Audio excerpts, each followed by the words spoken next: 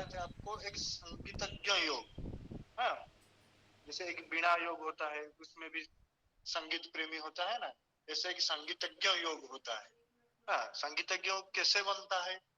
जब द्वितीय और द्वितीय का संबंध, द्वितीय भाव और द्वितीय का संबंध अगर पंचम भाव और शुक्र से हो जाए तो जातक क्या होता है? संगीतज्ञ होता है। द्वितीय द्वितीय का संबंध अगर पंचम भाव और शुक्र से हो जाए तो क्या होता है? संगीतज्ञ होता है।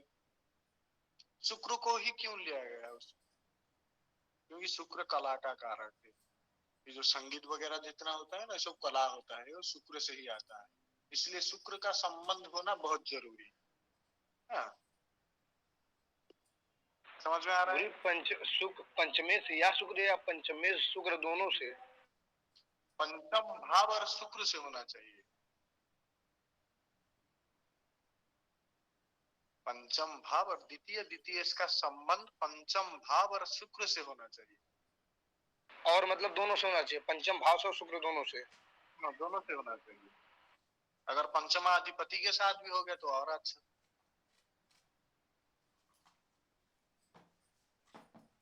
जैसे जैसे कुंडली देखते हैं अभी। मेरा एक केस है। हाँ, द्वितीय भाव का स्वामी गुरु, गुरु के घर में पंचम भाव में चंद्रमा बैठा हुआ है। क्या क्या के घर में यानी चतुर्थ कर्क राशि में शुक्र बैठा, बुध और शुक्र दोनों बैठे हुए हैं। सॉरी, कर्क राशि में बुध बैठा हुआ है। बुध का घर यानी कन्या राशि में 11वें भाव में शुक्र बैठा हुआ है और शुक्र बैठा हुआ है। तो सर्कल कंप्लीट हो रहा है कि द्वितीय आपका आवाज जी, आपका आवाज ठीक से नहीं आ रहा है। क्या पूछना चाह रहे हैं आप? यही था अपने, द्वितीय भाव जो है वो गुरु की राशि का है, नौवा। गुरु की राशि में चंद्रमा बैठा हुआ है पंचम भाव में, और पंचम भाव में चंद्रमा जो है, चंद्रमा का घर जो है कर्क राशि का, उसमें बैठा हुआ है बुध। बुध का घर आपका क्वेश्चन क्या है? आप कुंडली बता रहे हैं, इसमें ये बैठा है, इसमें वो। योग के बारे में पूछ रहा था कि इस तरह से कलानिधि योग का चर्चा अभी हम नहीं किए ना।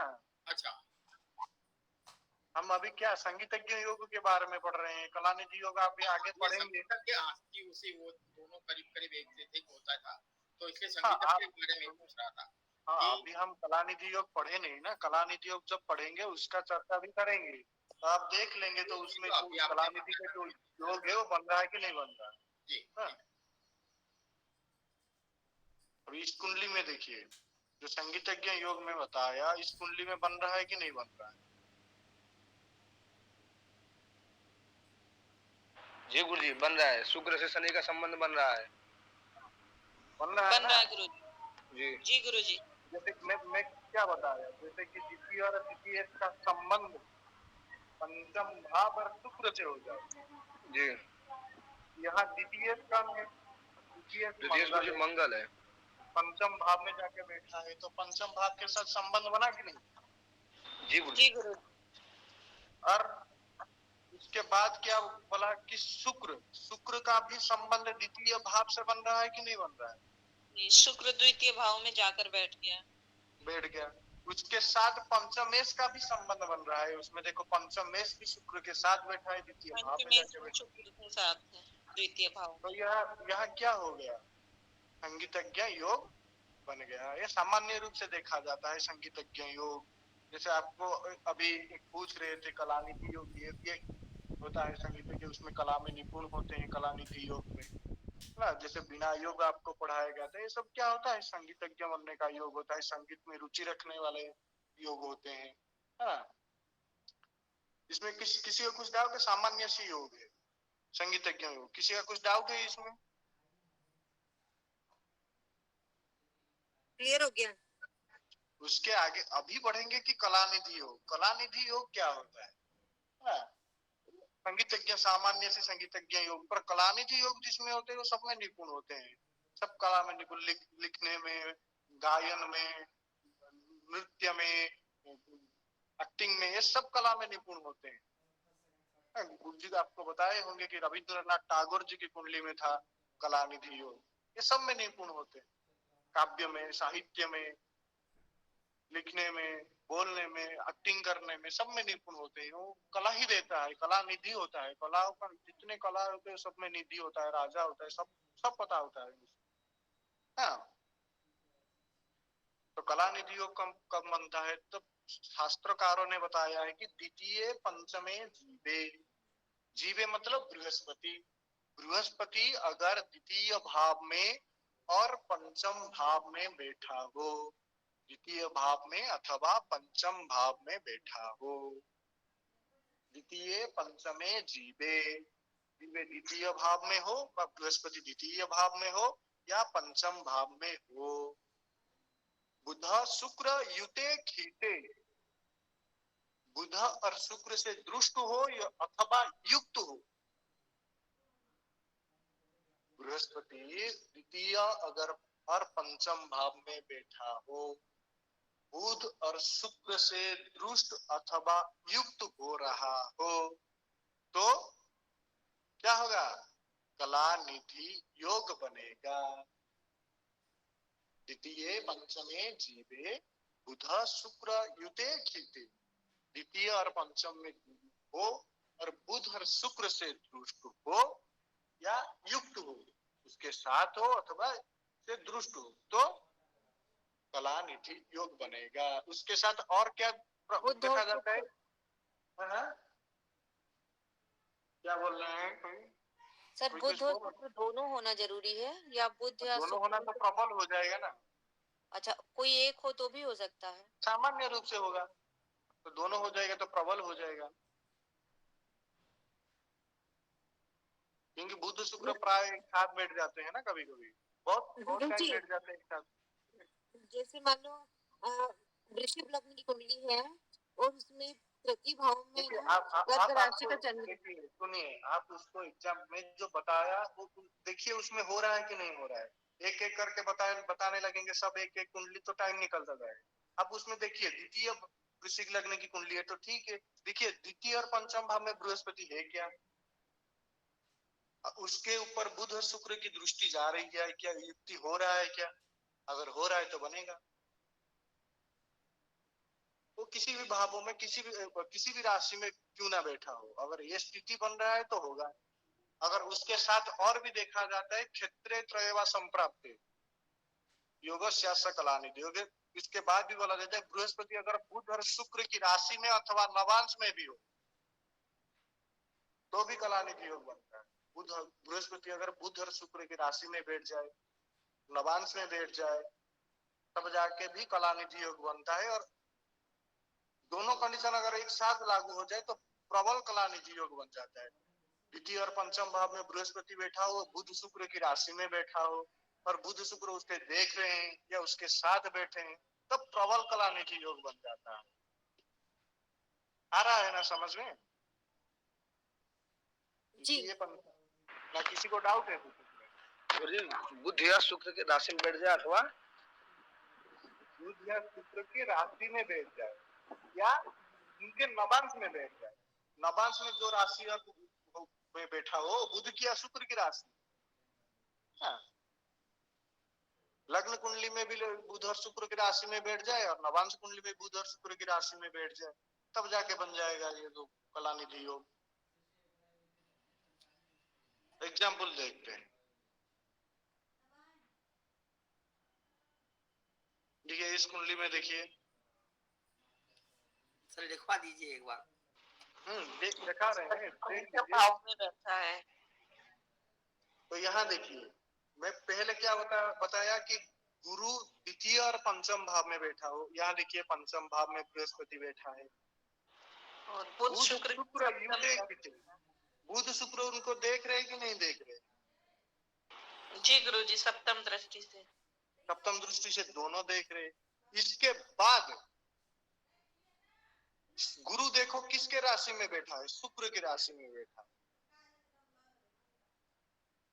तो क्या हुआ? यहाँ प्रबल कलानिधि योग बन गया। बना कि नहीं बना?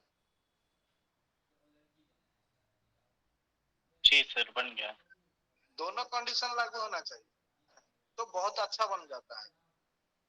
पहला वाला जितना होता है कि बुध और गुरु द्वितीय और पंचम भाव में क्यों ना बैठ जाए, तो उसके ऊपर बुध और शुक्र की दृष्टि आ जाए तो बन जाएगा बहुत अच्छे तरह से, कोई प्रॉब्लम नहीं होगा। और गुरु अगर बुध और शुक्र दोनों में से किसी की राशि में चला जाए तो बहुत अच्छा बना देगा उसको। सर अगर दूसरे और पंचम भाव में और गुरु ना हो और बुध या शुक्र की राशि में बैठा हो तो भी बन जाएगा? नहीं, पहला कंडीशन तो वही है, द्वितीय पंचम है जीव है, द्वितीय और पंचम भाव में ही बैठा होना चाहिए ये, क्योंकि वो सब सामान्य रूप से बनेगा। कला तो देगा पर कला निधि योग ऐसा कला निधि योग नहीं बना पाएगा ना। द्वितीय पंचमे जीव है, इसलिए पहला कंडीशन वही है कि द्वितीय पंचमे जीव है, बुध शुक्र युत है, द्वितीय और पंचम भाव में गुरु को होना चाहिए। पहला वाला जो कंडीशन है वो लागू होना चाहिए। वो बाद में जो सब आएगा सामान्य रूप से आएगा। और बुध शुक्र की युति अथवा दृष्टि होना चाहिए। अगर द्वितीय भाव में गुरु हो, बुध और शुक्र अष्टम भाव में होना चाहिए। द्वितीय भाव में अगर गुरु हो तो बुध शुक्र को अष्टम भाव में होना चाहिए, क्योंकि उनके तो विशेष दृष्टि है नहीं, उस अष्टम भाव में बैठेंगे तभी जाके देख पाएंगे।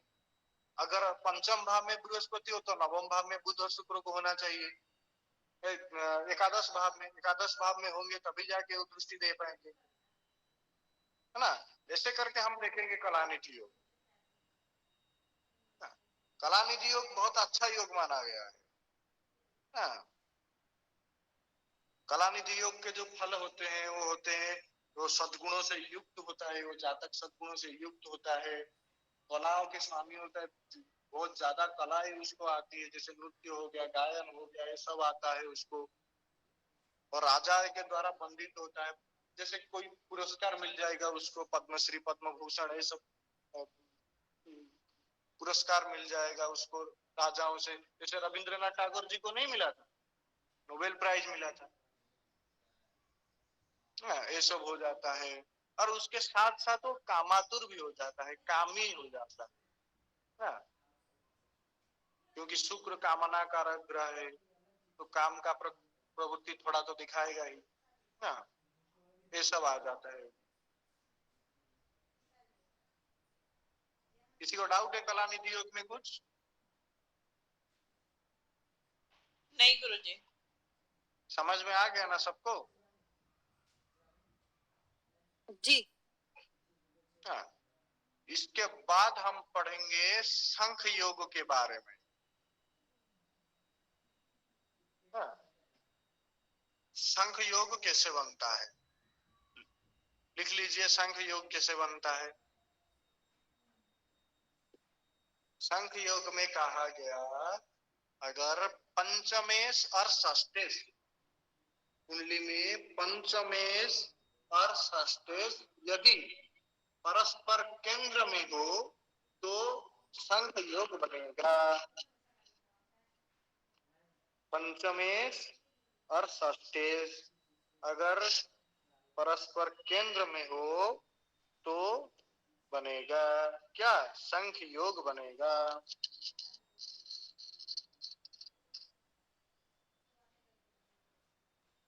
चलो एक एग्जाम्पल देखते हैं। बनाइए तुला लग्न की कुंडली।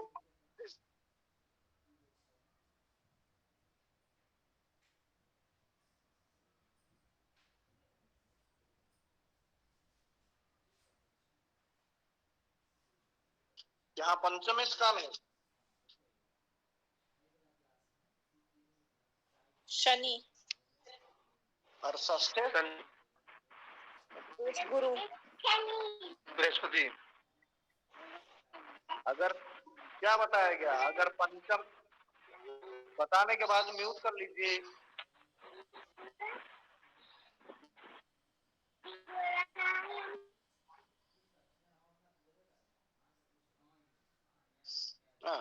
यहाँ पंचमेश कौन हो गया? यहाँ शनि को यहाँ बैठा दो और गुरु को यहाँ बैठा दो, क्या बनेगा? जी गुरुजी, दोनों एक दूसरे से केंद्र में है। तो बनेगा कि नहीं बनेगा? शंख योग बनेगा। परस्पर केंद्र में होनी चाहिए या फिर केंद्र में कहीं? बस परस्पर केंद्र में होना चाहिए, केंद्र में नहीं, परस्पर से केंद्र में। यहाँ शनि से गिनो, सप्तम भाव में बृहस्पति है, बृहस्पति गिनो, बृहस्पति सप्तम भाव में शनि है, कहीं पे भी हो सकता है। 10-4 में हो सकता है ना गुरुजी? परस्पर केंद्र में होना चाहिए। देखो मैं चेंज कर देता हूं।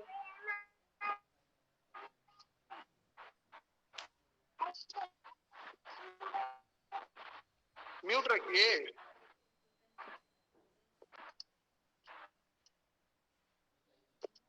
अब बनेगा कि नहीं बनेगा?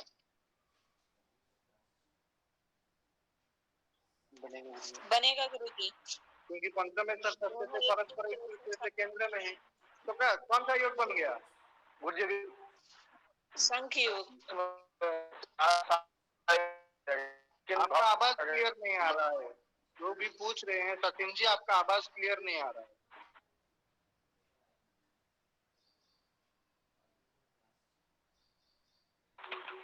गुरुजी बोलो केंद्र भाव से। गुरुजी हाँ बोलिए। केंद्र गुरुजी जैसे अगर जी शनि गुरु से शनि गुरु से बन जाएगा गुरुजी? शनि गुरु से नहीं, मैं बताया ना, षष्टेश और पंचमेश, पंचमेश और षष्टेश एक दूसरे से। जी गुरुजी ये कुंडली की हिसाब से। जी मतलब 1 4 7 10 स्थान पे हो। हाँ एक दूसरे से। जी जी गुरुजी जी गुरुजी। पंचमेश से गिनेंगे षष्टेश 1 4 7 10 में होना चाहिए, षष्टेश से गिनेंगे पंचमेश 1 4 7 10 में होना चाहिए, तब जाके कौन सा योग बनेगा? शंख योग बनेगा। गुरुजी कन्या लग्न की कुंडली में पंचमेश और षष्ठेश दोनों के दोनों शनि रहेगा। हाँ तो शनि रहेगा तो बन जाएगा। नहीं तो दोनों में ही रहेगा ना, उसमें तो कन्या लग्न का हर कोई शंख योग बनेगा उस हिसाब से। हाँ हर कोई बनेगा, हर किसी में बने। जैसे बोला जाता है ना, कुंभ लग्न की जो कुंडली होती है, और आगे आप जब को 3 योग, ऐसे जैसे 3 योग होता है, अभी शंख योग एक होता है, एक काहल योग होता है, एक पर्वत योग होता है। जब आप 3 योग पढ़ लेंगे तब आपको पता चलेगा कि जब कुंभ लग्न की जो कुंडली होती है उसमें लग्न से ही बहुत तो महत्व बढ़ जाता है, क्योंकि वो 2 राज्यों को लेके ही उत्पन्न होता है। खुद से जो कुंभ लग्न की जिसकी कुंडली है वो जन्म से ही 2 राजयोग को लेके ही उत्पन्न होता है, बाकी कोई योग बने या ना बने, कुंभ लग्न हो जाए तो 2 योग साथ में मिल जाते हैं। हाँ अभी आपको आगे बैठाया जाएगा, बताया जाएगा कैसे कैसे बनता है। जैसे आप बता रहे हैं कन्या लग्न की कुंडली हो गया तो पंचम षष्ठ शनि हो गया, तो पंचम षष्ठ शनि हो गया तो बन जाएगा, सबके कुंडली में बनेगा। जितनी कन्या लग्न की कुंडली उनके कुंडली में शंख योग बनेगा। उसके साथ और देखा जाता है, ग्रह से नहीं मानेंगे। जैसे कन्या लग्न सॉरी कुंभ लग्न की कुंडली है तो वो ग्रह कहाँ बैठे उनको माना जाएगा या उन भावों से माना जाएगा? देखिए आपको अभी पूरा मैं समझा दूं, उसके बाद आप खुद देख लेंगे कि बनेगा कि नहीं बनेगा ना। जी जी पूरा समझा दूं पहले। तो जैसे शंख योग उसमें भी बताया गया, लॉजिक दिया जाता है, लग्नेश बलवान होना चाहिए तब ये राजयोग पूर्ण रूप से बलवान होता है। पंचमेश षष्ठेश परस्पर केंद्र में हो, लग्नेश बलवान, लग्नेश भी बलवान अगर हो जाए तो पूर्ण रूप से फल देगा। सभी के जितने भी कन्या लग्न की कुंडली उनमें तो शंख योग बनेगा, पर प्रबल प्रतापित तब होगा जब बुध बलवान हो, लग्न बलवान हो, लग्नेश बलवान हो, तब जाके वो पूर्ण रूप से प्रभावी होगा, बलशाली होगा। हाँ देख लीजिए शंख योग में एक राज्य की श्रेणी में आता है, वो क्या है हायर डिग्री में भी आपको काम में आता है। जिसके कुंडली में शंख योग होता है ना, वो थोड़ा हायर डिग्री करने में भी बहुत काम आता है, क्योंकि थोड़ा ज्यादा पढ़ा लिखा होना चाहिए। अगर शंख योग अच्छे तरह से पूर्ण रूप से घटित हो रहा, लग्नेश बलवान हो तो शंख योग की उत्पन्न जो जातक होते हैं वो दयालु प्रकृति के होते हैं। शंख योग में जो उत्पन्न होते हैं वो दयालु प्रकृति के होते हैं, शास्त्र में पारंगत होते हैं, सत्कार्य करने वाले होते हैं, वो बोला जाता है कि दीर्घायु भी होते हैं।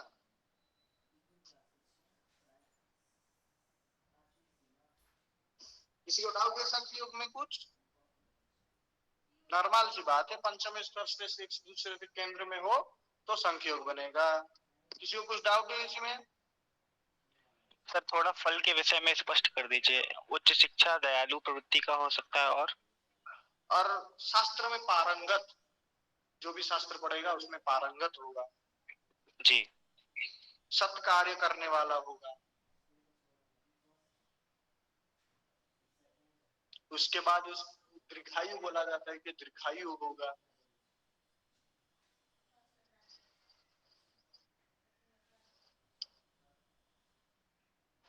गुरुजी कन्या लग्न में अगर बुध स्वयं राशि का बैठा हुआ है मिथुन राशि में, तो ये लग्न प्रबल माना जाएगा?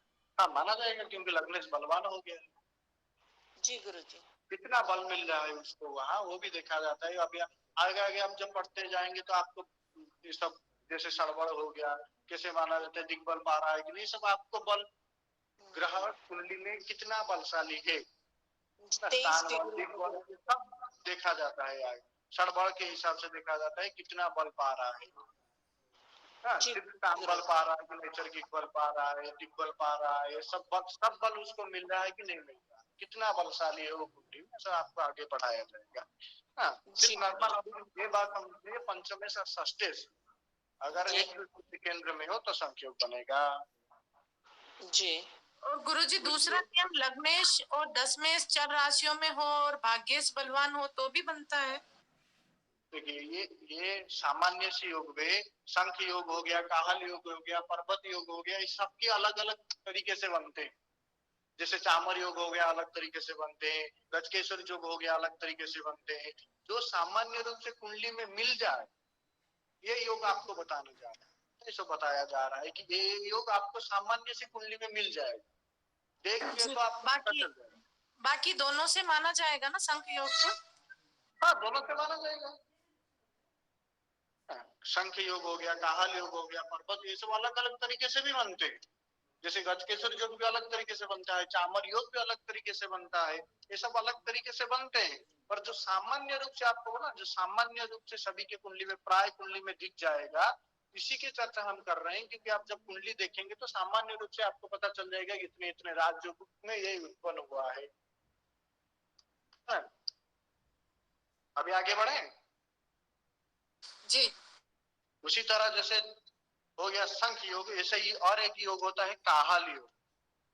काहल योग किसको किसे कहते हैं? अगर चतुर्थ भाव का अधिपति और नवम भाव का अधिपति, चतुर्थेश और नवमेश, जैसे यहाँ पढ़े थे क्या पंचमेश और षष्ठेश, इसी तरह हम पढ़ेंगे चतुर्थेश और नवमेश, ये दोनों एक दूसरे से केंद्र में हो जाए तो कौन सा योग बनेगा? काहल योग बनेगा। चतुर्थेश और नवमेश एक दूसरे से केंद्र में हो जाए तो कौन सा योग बनेगा? काहल योग बनेगा। चलो देखते हैं, कुंडली देखते हैं। अभी इसको हम इसी को ही मॉडिफाई कर लेते हैं। यहाँ बैठ गया, यहाँ बैठ गया बुध, बनेगा? जी गुरुजी। शुक्र केंद्र में है परस्पर शनि और बुध, क्योंकि यहाँ चतुर्थेश हो गया शनि और नवमेश हो गया बुध। शनि से गिनेंगे तो बुध, शनि चतुर्थेश और पंचमेश नहीं, हम चतुर्थेश और नवमेश की बात कर रहे हैं। जी गुरुजी, जी गुरुजी। चतुर्थेश और नवमेश, नवमाधिपति और चतुर्थाधिपति एक दूसरे से केंद्र में हो तो कौन सा योग बनेगा? काहल योग। काहल योग बनेगा। और काहल योग गुरुजी स्क्रीन नहीं दिख रहा आपका? दिख रहे हैं ना? नहीं गुरुजी, अभी हम बंद किए। नॉर्मल से है आपकी, अभी दिख रहा है ना? जी। अभी एक कुंडली और देखते हैं।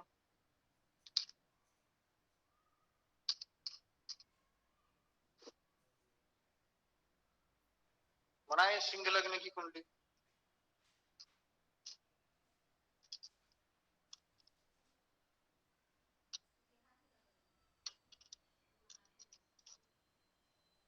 गया। यहाँ बैठा दे मंगल को, तो बनेगा। सर बन जाएगा, क्योंकि चतुर्थेश और नवमेश मंगल ही है। तो कहीं पे भी बैठे बनेगा ही बनेगा। हाँ, कहीं पे भी बैठ जाएगा मंगल जी। तो यहाँ भी बैठेगा एक केंद्र में एक दूसरे से केंद्र में ही बैठेगा, क्योंकि एक ही ग्रह है। एक दूसरे से केंद्र में ही बैठेगा क्योंकि एक ही ग्रह है ना। तो कहाँ पे भी कहीं पे भी किसी स्थान में भी बैठे, हाँ, तो काहल योग बनाएगा। किसी भी स्थान पे बैठेगा तो भी मतलब उसको केंद्र में ही माना जाएगा। कैसे? क्योंकि एक ही ग्रह है ना, केंद्र में एक ही ग्रह है। अष्टमेश चतुर्थेश जो ग्रह है, नवमेश वही ग्रह है। तो एक दूसरे से केंद्र में कैसे रहेंगे, तो बताइए आप। नहीं रख सकते, एक ही तो ग्रह है ना। जी। तो वो अपने आप से बन जाएगा वो। इसलिए तो आपको सिंह लग्न की कुंडली बनाने के लिए बोला, क्योंकि अष्ट चतुर्थेश और नवमेश एक ही है और वो बनेगा ही बनेगा। यहाँ काहल योग बनेगा ही बनेगा।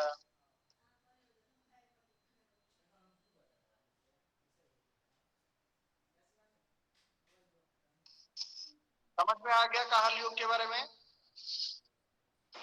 जी गुरुजी। जी सर। गुरुजी, शंख योग और काहल योग दोनों ही बन रहे हो तो ज्यादा प्रबल हो जाएगी कुंडली। हाँ, जितने राजयोग बनेंगे उतना प्रबल हो जाएगा कुंडली।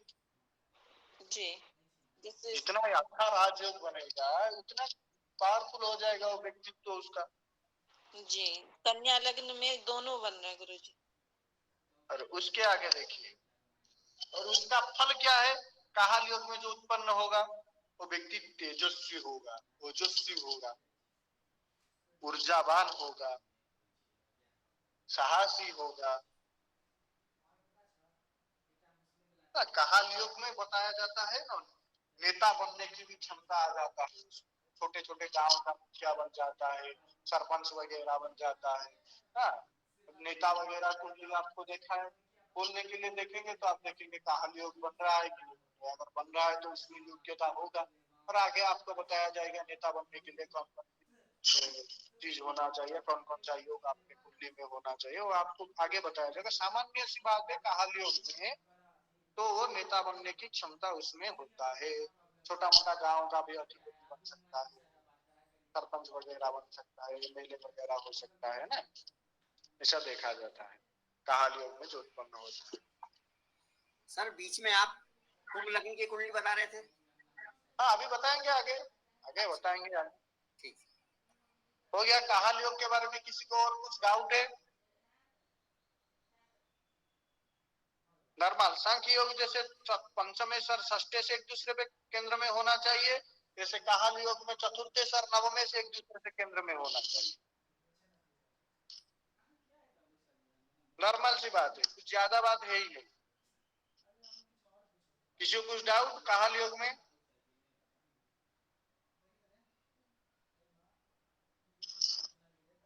सो गए सब लगता है। क्लियर है गुरुजी? क्लियर है सर। नहीं, अभी आगे बढ़े। जी गुरुजी, आगे गुरुजी। और एक योग बताया गया था आपको उसी तरह, एक पर्वत योग है। पर्वत योग किस कब बनता है? जब लग्नेश और द्वादशेश, लग्नाधिपति और द्वादशाधिपति एक दूसरे से केंद्र में हो जाए तो पर्वत योग बनेगा। बनेगा कि नहीं बनेगा? गुरुजी वापस लिखवा दीजिए। लग्नेश और द्वादशेश, लग्नाधिपति लग्नेश, द्वादशाधिपति द्वादशेश अगर एक दूसरे से केंद्र में हो जाए तो पर्वत योग बनेगा।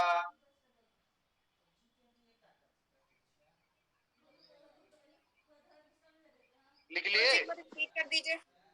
हाँ, कुंडली दिखा देते हैं। सर पर्वत योग बनेगा। पर्वत योग। ठीक। कुंभ लग्न। पर्वत योग।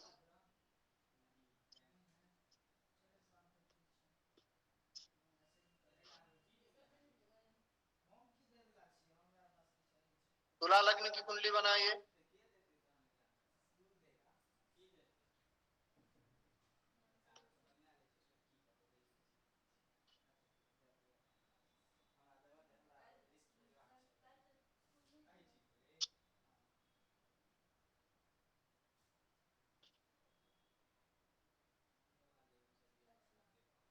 बनेगा?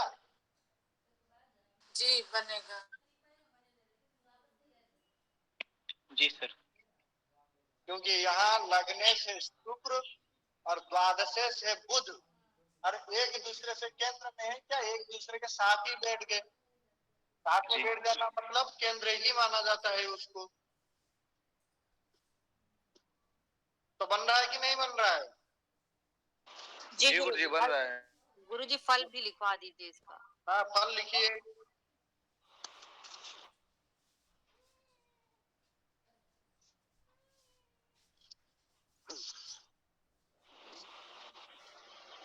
पर्वत योग में जो उत्पन्न होगा वो भाग्यशाली होगा, भाग्यवान होगा,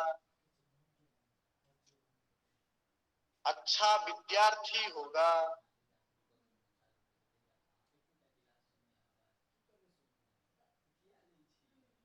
दान पुण्य करने वाला होगा,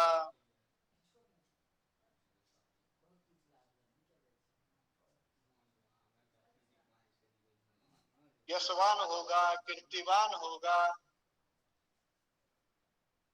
तेजस्वी होगा,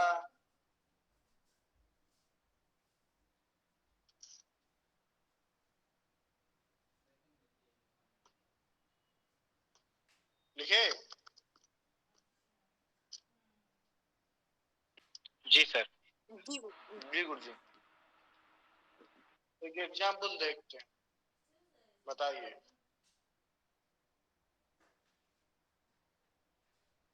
इस कुंडली में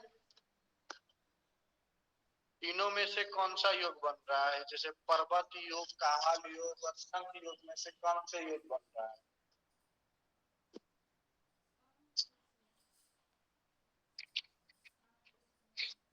पर्वत योग तो सर बन ही रहा है।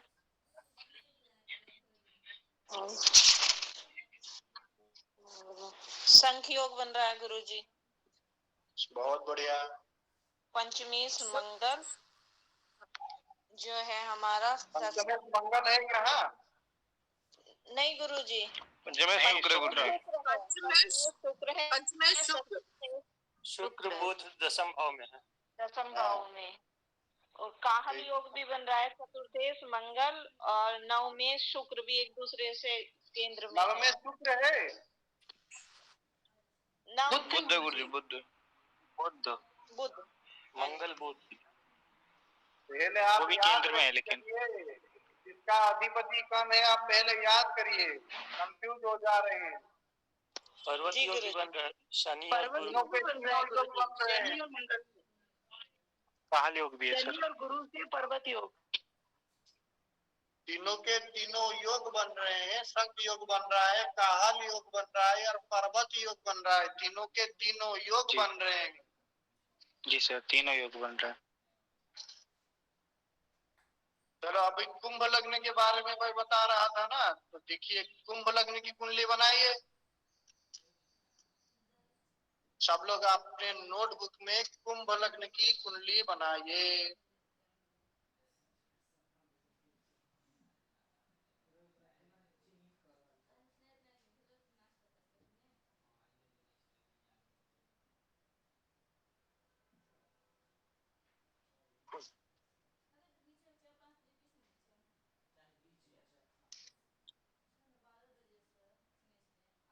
इसमें पर्वत और काहल तो ऐसे ही बन जा रहा है।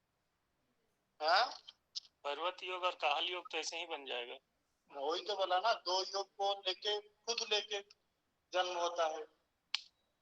क्योंकि यहाँ पर्वत योग शनि को कहीं से भी बैठा दो, चलो यहाँ बैठा दिया मैं शनि को, तो बनेगा कि नहीं बनेगा पर्वत योग? बन जाएगा। शुक्र को चलो यहाँ बैठा दिया तो बनेगा कि नहीं बनेगा? बन जाएगा। तो कुंभ लग्न में जो जन्म होता है वो दो योग अपने आप लेके ही आता है। जन्म से ही उसके दो राजयोग बनते ही बनते हैं, चाहे कहीं पे भी हो ग्रह। ये कुंभ लग्न की विशेषता है। दो ये राजयोग वो पहले से लेके जन्म होता है, जो कुंभ लग्न में जन्म होता है जिसका। आ गया ना कुंभ लग्न के बारे में क्यों बता रहा था मैं? काहल योग कैसे बन रहा है इसमें? चतुर्थ नवदेश से।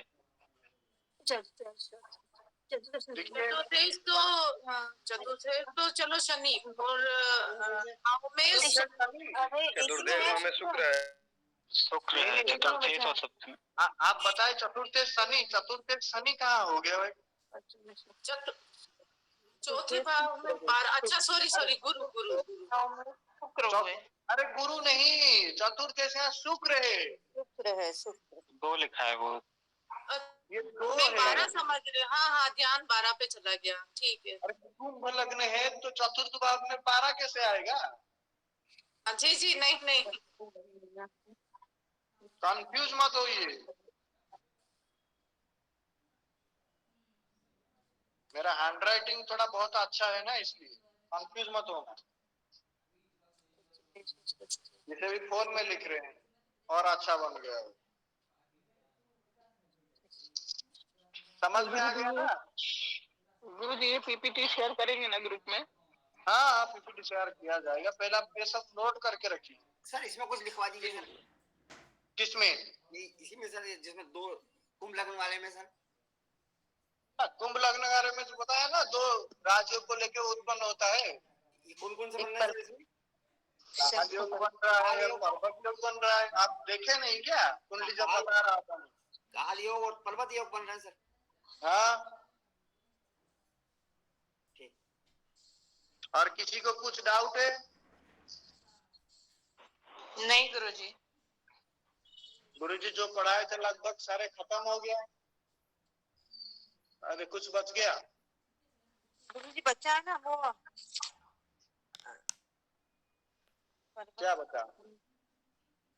जी वो जो कैंसर वाले विवाह तो विवाह विच्छेद।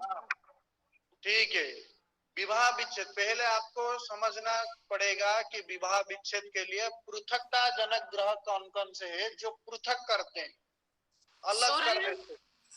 सूर्य, शनि, राहु और द्वादशी। बता रहा हूँ, सबको बता रहा हूँ, सबको लिखने दीजिए जो नहीं लिखा होगा। पृथकता जनक ग्रह जो कौन कौन से ग्रह पृथकता जनक ग्रह होते हैं जो अलग कर देते हैं। जिस भाव पर दृष्टि डालेंगे उस भाव से ही आपको विच्छेद कर देंगे। कौन कौन से है? सूर्य है, शनि है, राहु है और द्वादशेष है। द्वादश भाव का जो अधिपति है सूर्य, शनि, राहु और द्वादशेष, ये सब क्या होते हैं? पृथकता जनक ग्रह होते हैं। गुरुजी आपने अभी कहा कि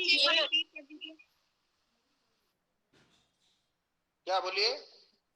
ये ग्रह जिस भाव पर भी दृष्टि डालते हैं उससे विच्छेद करते हैं, मतलब उसके फल में कमी करते हैं। तो ऐसे तो ग्रह हर किसी भाव पे तो दृष्टि डालते हुए नजर ही आएंगे। नहीं, सब मिलके डालना चाहिए ना। एक डालेगा तो उतना प्रभावी नहीं होगा ना, सब मिलके डालना चाहिए। मैं बताया ना, 4 ग्रह बताया ना, सूर्य, शनि, राहु और द्वादशेष। कम से कम 2 से अधिक ग्रह से प्रभावित होना चाहिए वो भाव, तब जाके वो विच्छेद कराएगा ना। जैसे आप अभी पढ़ेंगे कि पत्नी जो त्याग देते हैं अपने पति को, जो पति त्याग देते हैं अपने पत्नी को, कैसे त्यागते हैं?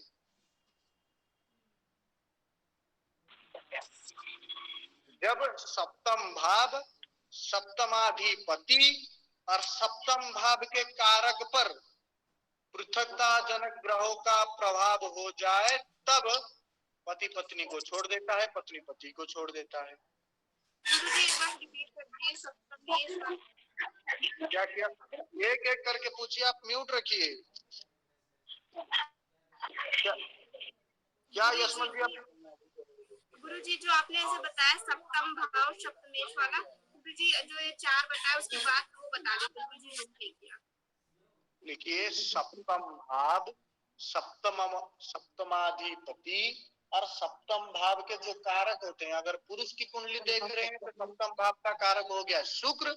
अगर स्त्री की कुंडली देख रहे हैं तो सप्तम भाव का कारक हो जाएगा बृहस्पति। ये आपको पहले बताया गया है। अगर पुरुष की कुंडली देख रहे हैं तो सप्तम भाव का कारक है शुक्र। अगर स्त्री की कुंडली देख रहे हैं तो सप्तम भाव का कारक हो गया बृहस्पति। अगर सप्तम भाव सप्तमाधिपति, सप्तम भाव सप्तमाधिपति और सप्तम भाव के जो कारक हैं उनके ऊपर शनि, राहु, सूर्य और द्वादश शेष का अगर संबंध बन जाए, अगर प्रभाव भी कर दे उनको, दृष्टि डाल दे, युक्ति हो जाए, ये सब किसी भी तरह प्रभाव बना दे, तब जाके पत्नी पति को छोड़ देता है, पति पत्नी को। शनि राहु, शनि राहु सूर्य, सूर्य और द्वादशेष।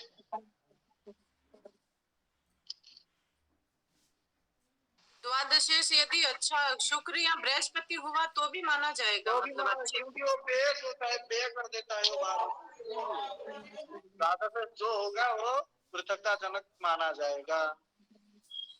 इनकी दृष्टि हो चाहे युति हो, कैसा भी संबंध हो, तो किसी भी तरह के प्रभाव डाले। अगर साथ में बैठे हो तो फिर समझाओ। अरे भाई सर ने जो नियम लिखाया है, चंदन जी जो नियम बता रहे हैं उन्हीं के थ्रू होगा ना। जो नियम लिखे हैं वही, उसी को मिलाइए। आप जो सर बताए वही, कोई अलग थोड़ी ना बताएगा, सब वही है। तो फिर शनि राहु एक साथ बैठे हो तो कोई भी सुनिए, मैं बताया क्या बताया कि शनि, राहु, सूर्य और द्वादशेष, द्वादशेष कहीं भी कोई भी ग्रह हो तो द्वादशेष होने के कारण खराब माना जाता है, पृथकताजनक ग्रह माना जाता है। अगर वो सप्तम भाव सप्तमाधिपति और सप्तम भाव के कारक पर दृष्टि, युति, किसी भी प्रकार संबंध बनाएगा, तब वो पति से पत्नी को त्याग देगा, पत्नी पति को त्याग देगा, ये सब योग बनेगा। किसी भी भाव पर, अगर द्वितीय भाव पर प्रभाव डालेगा वो कुटुंब से अलग कर देगा, चतुर्थ भाव पर प्रभाव डालेगा माता से अलग कर देगा, किसी भी भाव पर प्रभाव डालते हैं उससे पृथक कर देते हैं, क्योंकि पृथकताजनक ग्रह है। गुरुजी हाँ पूछिए। वृश्चिक लग्न की कुंडली में सप्तमेश मंगल होगा और द्वादशेश भी मंगल होगा, तो खराब भी सप्तम भाव को मारक माना जाता है। तो जी जी, और 12वां भाव भी, तो ऐसे में मंगल का प्रभाव भी तो ना ज्यादा नुकसानदायक हो जाएगा। हाँ हो जाएगा, क्योंकि वो द्वादश से पृथकताजनक ग्रह है। सूर्य, शनि, राहु के साथ मंगल भी जुड़ जाएगा। और यदि मान लीजिए वहां पर जैसे सूर्य के साथ मंगल जैसे इस कंडीशन में है और शुक्र भी बैठा हो, कोई गुरु या चंद्रमा, तो प्रभाव में कमी करेगा या तो सप्तमेश और द्वादशेश का प्रभाव ही? आप अगर पुरुष की कुंडली होगा, पुरुष की कुंडली में शुक्र अगर सूर्य मंगल के साथ बैठ जाएगा तो वैसे ही प्रभावी हो जाएगा। क्या पाप ग्रहों से प्रभावी हो जाएगा? शुक्र तो सूर्य के साथ बैठ गया, सूर्य का पृथकताजनक ग्रह है। अगर मंगल तो पृथकताजनक ग्रह है तो शुक्र के साथ प्रभावी बन रहा है, तो शुक्र से वो अलग करवाएगा ना वो उधर, कोई भी ग्रह बैठे, क्योंकि सप्तम भाव कारक तो शुभ ग्रह ही होते हैं, जैसे गुरु होता है और शुक्र होता है। पुरुष की कुंडली देख रहे तो शुक्र होता है, स्त्री की कुंडली हो रहे तो गुरु होता है, तो शुभ ग्रह ही होते हैं हमेशा। सप्तम भाव के जो कारक होते हैं वो हमेशा शुभ ग्रह ही होते हैं, गुरु और शुक्र। पुरुष की कुंडली में शुक्र और स्त्री की कुंडली में गुरु, इनको प्रभावी करेंगे, इनके साथ बैठेंगे, इनको दृष्टि डालेंगे, तभी तो अलग करेंगे। नहीं, जैसे गुरुजी सूर्य मंगल और गुरु भी साथ में बैठ जाए या चंद्रमा साथ में बैठ जाए इन दोनों के, तो फर्क देंगे? करेगा, अलग कराएगा, लड़ाई झगड़ा कराएगा, ये सब कराएगा। बोला ना मैं, 3 भाव में बोला, सप्तम भाव भावेश और कारक बताया, पृथकताजनक ग्रह 4 बताए, कम से कम 3 के प्रभाव होने चाहिए उनके ऊपर। सिर्फ सूर्य बैठेगा अलग कर देगा ऐसा नहीं है, थोड़ा लड़ाई झगड़ा कराएगा फिर ठीक कर देगा। गुरुजी एक अगर कुंडली दूं क्या? समझने आप के लिए कुंडली कुंडली है मेरे पास। समझने के लिए मैं एक कुंडली दिखाता हूँ, सब देखिए कुंडली मीन बना। लगने की कुंडली, मीन लगने की कुंडली। ठीक है बनाए, सब मीन लगने की कुंडली बनाए अपने नोटबुक में। मीन लग्न की चंदन भैया कुंडली है, द्वितीय भाव में मंगल, तृतीय भाव में गुरु। रुकिए रुकिए बनाने तो दे पहले, जी गुरुजी। सबको बनाने तो दे। चंदन जी, हाँ इनको बोल दीजिए नियम से छेड़खानी ना करें। नियम से हाँ छेड़खानी करते तभी इन लोगों को समझ में नहीं आता ना। बोल दिए मतलब द्वादशेत कोई भी ग्रह हो, है ना, सप्तम भाव बता सप्तम है, सप्तम के कारक पे अगर पृथकता जनक ग्रह का प्रभाव तो अलगाव करेगा। एक दो में रहेगा तो थोड़ा कम लड़ाई झगड़ा कराएगा, दो में रहेगा तलाक करेगा, तीन में रहेगा पूरा तलाक ही करा देगा। इन लोग को बता दीजिए पूरा, बार बार वही क्वेश्चन करते हैं। अभी आप जो क्लियर करवा दीजिए, क्लियर करवा दीजिए। हाँ ठीक है ठीक है, जो जो बता रहे थे उनको छोड़ के बाकी सब माइक अप करिए। बताइए क्या कुंडली था? द्वितीय भाव में मंगल, हाँ बैठ गया। तृतीय भाव में गुरु, गुरु बैठ गया। छठे भाव में केतु, सप्तम में चंद्रमा, सप्तम में चंद्रमा, दसम में शुक्र शनि,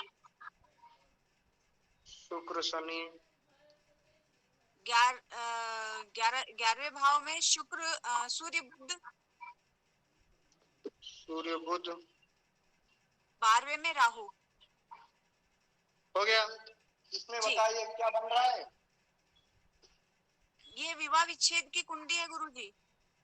देखिए बन रहा है कि नहीं बन रहा है? जी बिल्कुल स्पष्ट बन रहा है, सब जने देखेंगे तो समझ में आएगा। पुरुष की कुंडली है स्त्री की कुंडली है? पहले ये बताओ ये पुरुष की कुंडली है या स्त्री की? स्त्री की कुंडली है। स्त्री की कुंडली है, सबको याद रखना है स्त्री की कुंडली। बाकी सब म्यूट रखेंगे। देखिए पहले आपको मैं कंडीशन अप्लाई करके दिखा देता हूँ। यहाँ सूर्य, शनि, राहु ये पृथकता जनक ग्रह है और शनि यहाँ द्वादशेष होने के कारण प्रबल पृथकता बन जाता है। शनि ऐसे ही पृथकता जनक ग्रह है और यहाँ द्वादशेष भी है। हाँ पता तो चल रहा है। तो देखिए शनि बैठा है शुक्र के साथ और शनि का दशम दृष्टि है किस पर? सप्तम भाव पर। सप्तम भाव पर। सप्तम भाव पर किसकी दृष्टि है? शनि की पूर्ण दृष्टि है। उसके बाद देखिए बुध किसके साथ बैठा है? सप्तमाधिपति बुध किसके साथ बैठा है?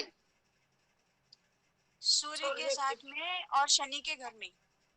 सूर्य के साथ है, शनि के घर में बैठा है। उसके बाद देखिए सप्तम भाव के कारक कौन है? सप्तम भाव का कारक शुक्र। नहीं स्त्री की कुंडली है ना? गुरु। गुरु है। गुरु के ऊपर किसका प्रभाव है? कौन बताएगा गुरु के ऊपर किसका प्रभाव है?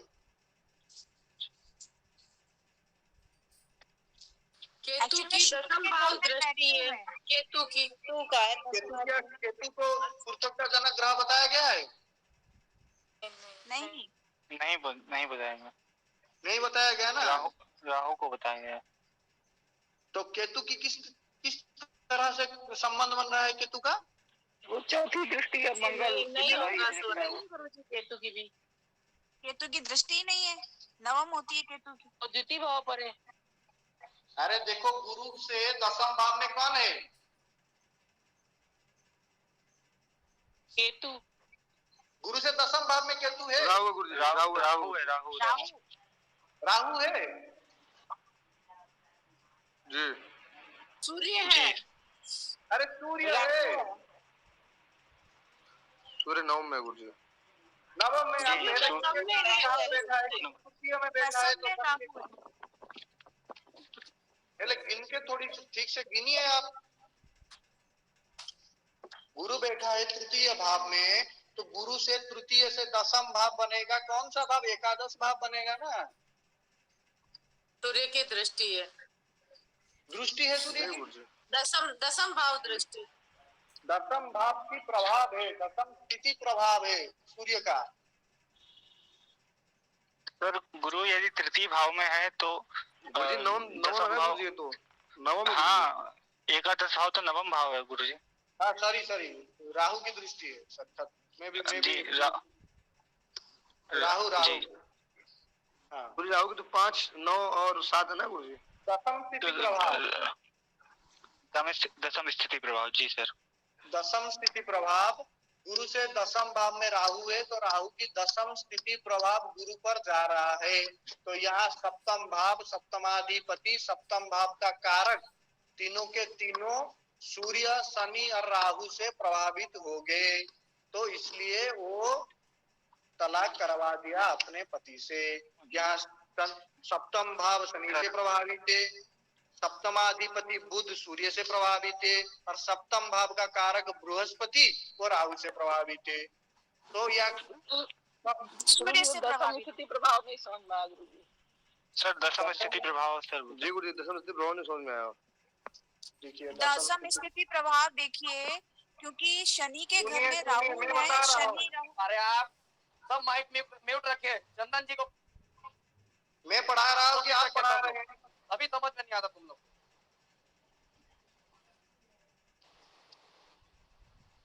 जिनका जो डाउट है मैं मुझे पूछ रहे हैं, मुझे हल करने दीजिए। हाई कान करके बोलने लग जाते हैं सब। दसम स्थिति जो प्रभाव है वो आपको कितने बार बताया गया है। आप क्लास में अटेंटिव नहीं रहते हैं, पढ़ते नहीं है, रिवीजन नहीं करते हैं। बताया गया है जो भाव से दसम में जो ग्रह हो, जैसे यहाँ हो गया लग्न,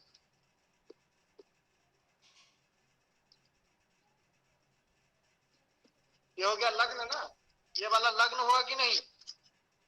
ये लग्न पर कौन प्रभाव डालेगा? अगर दसम भाव में कोई ग्रह हो, जो ग्रह हो वो लग्न पर प्रभाव डालेगा। लग्न से 10 गिनेंगे और दसम भाव पर जो ग्रह होगा, अगर वो शुभ ग्रह होगा तो शुभ प्रभाव डालेगा, अगर पाप ग्रह होगा तो पाप प्रभाव डालेगा। ऐसे ही अगर द्वितीय भाव से गिनेगा, अगर यहाँ शनि है इसका प्रभाव ऐसे दृष्टि जा रहा है, अगर दसम भाव के हिसाब से भी जा रहा है। दसम स्थिति प्रभाव ये होता है जिस भाव का हम विचार कर रहे हैं उस भाव से दसम भाव में जो ग्रह होगा वो ग्रह उस भाव पर प्रभाव डालेगा। जैसे लग्न का विचार हम कर रहे हैं, लग्न से दसम भाव में गुरु बैठा है, तो गुरु का प्रभाव किस पर जाएगा? लग्न पर जाएगा। जैसे एकादश भाव में शनि है, शनि की दृष्टि लग्न पर जा रहा है, परंतु द्वितीय भाव पर भी जा रहा है। कैसे जा रहा है? द्वितीय भाव पर दसम स्थिति प्रभाव जा रहा है। द्वितीय भाव से हम गिनिए, शनि को गिनिए, दसम हो रहा है। जिस भाव का विचार हम करेंगे उस भाव से दसम गिनेंगे, और उस भाव में अगर कोई ग्रह बैठा है तो उसका प्रभाव उस भाव पर जाएगा। जैसे हम चतुर्थ भाव को देखते हैं। अभी हम क्या करेंगे? चतुर्थ भाव को देखेंगे। चतुर्थ भाव से दसम भाव कौन बनेगा? अगर चतुर्थ से गिनेंगे लग्न बनेगा। अगर लग्न पर मंगल होगा तो मंगल का प्रभाव चतुर्थ भाव पर होगा। अगर सप्तम भाव देखेंगे, अगर यहाँ चंद्रमा होगा वो सप्तम भाव पर प्रभाव डालेगा। ये होता है दसम स्थिति प्रभाव। आ गया समझ में? जी गुरुजी। जी। दसम स्थिति प्रभाव और किसी को डाउट है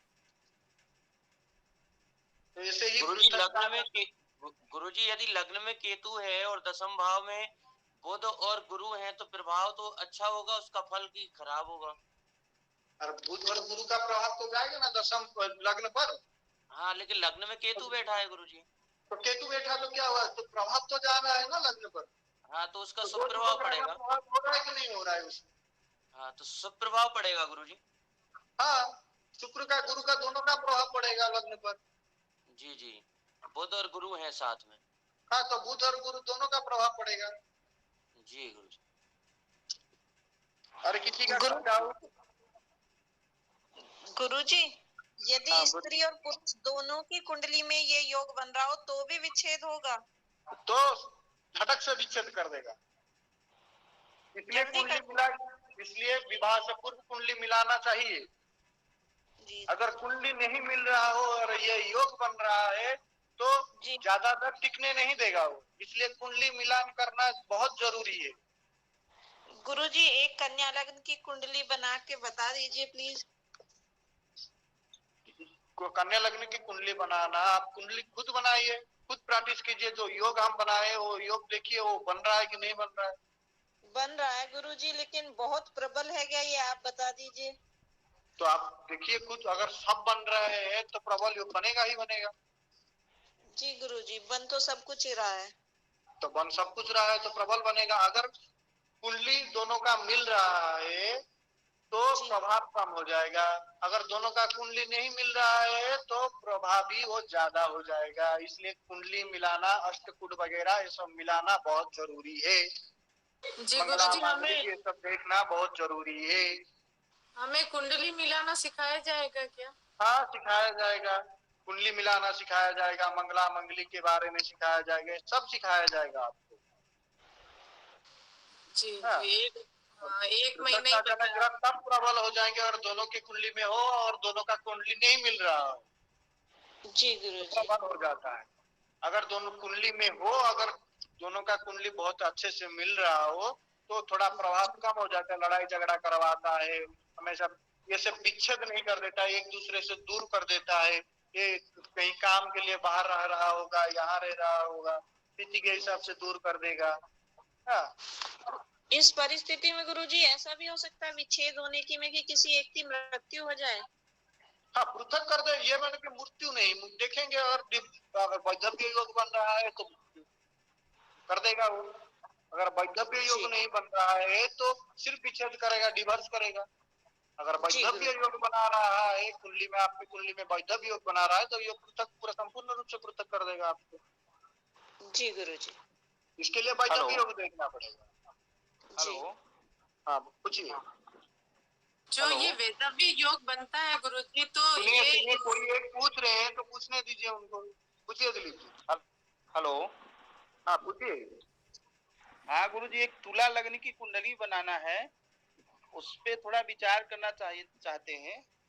तो आप जो मैं बोला हूँ सूत्र, तो उस सूत्र को उसमें अप्लाई करके देखिए आप बन रहा है कि नहीं बन रहा है। एक एक कुंडली अगर इसमें चर्चा करने लग जाएंगे तो क्लास थोड़ी होगा।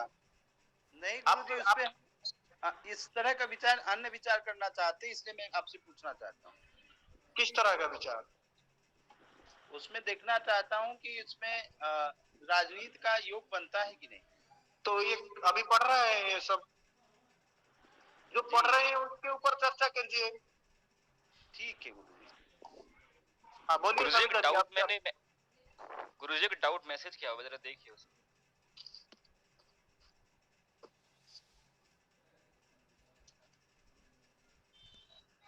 कौन सा वाला दूसरा नियम? गुरुजी ये गुरुजी ने 2 नियम लिखाए हुए थे इसमें। हाँ। तो क्या दोनों नियम से भंग होना जरूरी है कि एक नियम से काम बन जाएगा? जब नीच भंग राजयोग लिखाए, 2 नियम लिखाए थे। पहला नियम था कि जब नीच भंग राजयोग पढ़ रहे हैं हम। सर डाउट पूछ रहा था मैं, अगर आपने कल में आया नहीं था तो मैंने क्लियर करना था कि अगर आपने पढ़ा दिया हो तो। नीच भंग राजयोग दोनों में से कोई योग बनेगा तो हो जाएगा, दोनों की जरूरत नहीं है। दरअसल दूसरे नियम में थोड़ा सा डाउट है, अगर आप क्लियर कर दें। दूसरा योग ये है कि जिस राशि में वो नीच का होते हैं, एक राशि में नीच के होते हैं और एक राशि में उच्च के होते हैं। जैसे सूर्य मेष राशि में उच्च के होते हैं और तुला राशि में नीच के होते हैं। अगर सूर्य तुला राशि में नीच का होके बैठा है तो दूसरे नियम के हिसाब से मंगल, कैसे मंगल बनेगा? क्योंकि जहां वो उच्च के होते हैं, जहां वो नीच के होते हैं तो नीच का होके बैठ गया तो आपको पता चल गया कि ये नीच में। अगर जहां वो उच्च का होता है, जैसे मेष राशि में वो उच्च का होता है और मेष राशि में वो उच्च का होता है, मेष राशि का अधिपति अगर लग्न से अथवा चंद्रमा से केंद्र में बैठ जाए तो नीच भंग राजयोग बनाएगा। जहां वो नीच होता है उसको देखेंगे तो नीच का बैठ गया, और जहां वो उच्च का होता है उस उच्च राशि का अधिपति अगर लग्न से अथवा चंद्रमा से केंद्र में बैठ जाए तो नीच भंग राजयोग बनाएगा। धन्यवाद आ गया समझ में? जी गुरु जी। सविता जी आप कुछ पूछ रहे थे? मैं ये पूछ रही थी कि जैसे ये पृथकता योग तो नहीं वैदव्य योग का आप बोल रहे थे ना, तो उस पुरुष की कुंडली में भी तो भाग्य मतलब उसकी आयु भी उतनी होनी चाहिए, तभी तो उसकी उम्र भी खत्म होगी, तभी तो, या केवल औरत की स्त्री की कुंडली में वैदव्य योग होने से उसकी ये सब देखा जाता है। तो एक वैधव्य कब बनेगा? हाँ तो नहीं, जब उसकी वैधव्य बन रहा है तो ये देखा जाता है कि वैधव्य कितना प्रबल है, इसलिए हाँ, तो ये नहीं सब तो गुरुजी मैं ये पूछना चाह रही थी कि उसके वैधव्य योग के कारण थोड़ी ना किसी की मृत्यु हो जाएगी, वो तो आगे वाले पुरुष की कुंडली में भी उम्र की सीमा लिखी होगी। तो अगर इसके कुंडली में वैधव्य हो गए उसके कुंडली में दीर्घायु हो गए तो नहीं होगा ना। हाँ जी, मैं यही पूछना चाह रही थी। तो वो विच्छेद कराएगा, वहां किसी दूसरे से विवाह कराएगा। अच्छा, अगर वैधव्य योग है तो उसको वैधव्य मिलेगा, किसी भी तरह से मिलेगा। जी ठीक है, बाद मिलेगा तो भी तो वैधव्य योग रहेगा। क्या क्या? बुढ़े हो जाने के बाद भी मिलेगा उसको। जो महिला यदि बुढ़ी होगी उसके बाद यदि विधवा होती है, सुनिए, वैधव्य योग हो तो वैधव्य योग के कौन कौन से कारक होते हैं? जैसे आपके कुंडली में राजयोग बन गया तो राजयोग क्या बचपन से हमेशा फलित होगा? तो आपको कब फलित होगा वो वाला? जब उसकी दशा अंतरदशा चलेगी। ऐसे ही वैधव्य योग आपकी कुंडली में हुए, जो वैधव्य योग के कारक है तो वैधव्य योग बना रहे हैं, जब उनकी दशा अंतरदशा चलेगी तब बनेगा वैधव्य योग। सब योग सीमा होती है, एक काल होता है, उस काल खंड में वो प्रभावी होते हैं, वो काल खंड में उसका प्रयोग करने को फल मिलता है उसका। आ गया ना समझ में? जी, हमें भी ये सीखना अंतरदशा समय का ज्ञान कैसे होता है, कब वो बताया जाएगा, वो सब आपको बताया जाएगा। यदि इन क्लासों में खत्म ना भी हो मान लीजिए तो अगली क्लास चलवा देना गुरुजी। हाँ चलेगा चलेगा। चंदन भैया सर एक प्रश्न है। चंदन भैया बोलिए बोलिए। इन लोग धैर्य नहीं रखते भैया, ना तो आपको पढ़ाने नहीं देते हैं लोग, है ना। इन लोग धैर्य नहीं रखते, बड़ा कमी है धैर्य की इस बेच में। क्या करें, तुम इतनी बार बता चुके हैं फिर भी नहीं समझ रहे हैं। इससे पहले चंदन जी से पूछे 7 बेच चला है, कोई नहीं बोलता था। आप लोग बीच में बोल बोल के बेचारा बता रहे हैं इतना मेहनत करके, तो भैया को बताने दीजिए ना। जो डाउट है आपको क्लियर करेंगे, वो 1 नहीं 10 बार क्लियर करेंगे, लेकिन आप बीच में टोका टाकी करेंगे तो खुद नहीं बता पाएंगे, खुद रूट से भटक जाएंगे। देखो, शनि और रवि की क्लास एक एज ए फैमिली मेंबर की तरह चल रही है। ये हमारे भैया हैं, हमारे सॉल्यूशन का डाउट करते हैं। ये जरूर है कि एक प्रश्न पूछा हो तो दूसरा ना पूछे, पर अपने डाउट को क्लियर तो करेंगे। एक पूछे तो दूसरा ना पूछे। ठीक है पवन जी, आप सुनिए छोड़ दीजिए। किसी कुछ अगर डाउट, सुमित जी क्या पूछ रहे थे, आप पूछिए गुरुजी। सर मेरा प्रश्न ये था, जैसे कि किसी कुंडली में विच्छेद योग बन रहा है और ये बहुत सारे ग्रहों के कारण बन रहा है, जैसे कि आपने बताया सूर्य शनि राहु द्वादशी इत्यादि के कारण बनता है, तो किसकी दशा अंतरदशा मुख्य होगी इसके लिए? कब जैसे कब योग कब फल मिलेगा? इसमें जो सबसे बलवान होगा, जो सबसे विच्छेद कारक होगा, विच्छेद कारक ग्रहों में से बलवान होते हैं जी। संगठन में बनी रही हो पर अच्छा, जिसकी दशा चल रही हो वो कुंडली में जब सबसे प्रभावी प्रमुखता जनक ग्रह का दशा चलेगा, अंतरदशा चलेगा, तब विच्छेद करवाएगा। आपकी थोड़ा आवाज थोड़ा बाहर से भी कुछ आ रहे हैं। जी सर। अरे सुमित जी का माइक खुला हुआ है, बंद करवाओ। सुनील जी आप कुछ पूछ रहे थे, आपके सब पूछने लग गए। पूछिए सुनील जी, आप क्या पूछ रहे थे?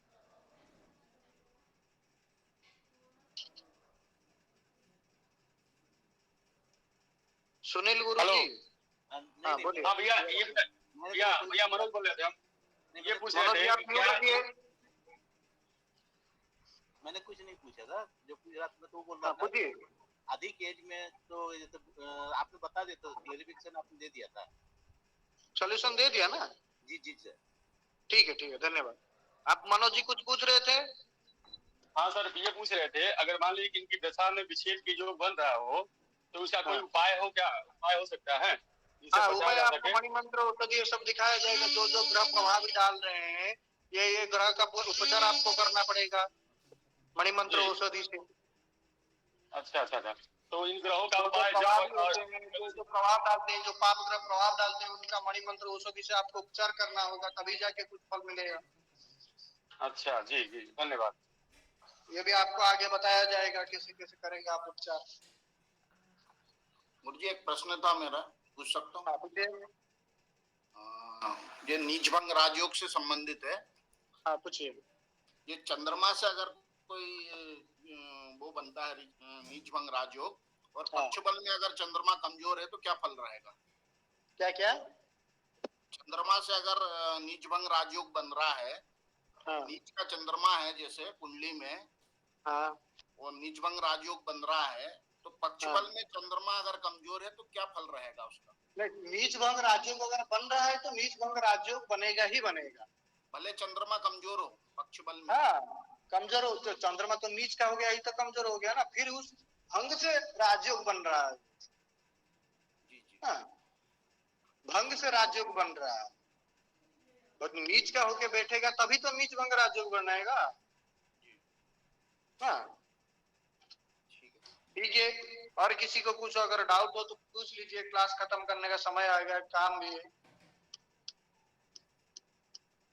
ठीक है, आज के लिए इतना ही, बाकी दूसरे क्लास में मिलते हैं। गुरु जी कल आपने कहा था वो नीच भंग वगैरह जो कल बताए थे उसकी पीडीएफ नहीं भेजा, आपने आपसे नोट किया था कल। ठीक है हम भेज देंगे, आप नोट करते रहिए, हम भेज देंगे। नोट तो करते जरा, उससे ठीक हो जाता है। हाँ ठीक है हम भेज। गुरु जी जो अभ्यास करते हैं उसको ग्रुप में डाल सकते हैं क्या आपकी जांचने के लिए? हाँ डाल सकते हैं ना। नहीं ग्रुप में नहीं डालिए, क्योंकि ग्रुप में सब बच्चे होते हैं सर, उससे मालूम पड़ जाएगा ना सर, हम लोग समझ जाएंगे। करने दीजिए, सबको अपना अपना प्रयास करने दीजिए। ऐसे तो कोई एक दो करेंगे, बाकी सब उसको ही छाटते रहेंगे कि हम तो देख लिए हो गया हमारा। सबको अपने अपने तरीके से करना चाहिए। गुरु जी जो विश्लेषण कर रहे हैं वो कितना सही है ये हम कैसे जान पाएंगे? गुरु जी को भेज दीजिए आप। जी सर, ये कर सकते। गुरु जी को भेजिए आप। जी धन्यवाद गुरु जी। ठीक है, अभी रखते हैं।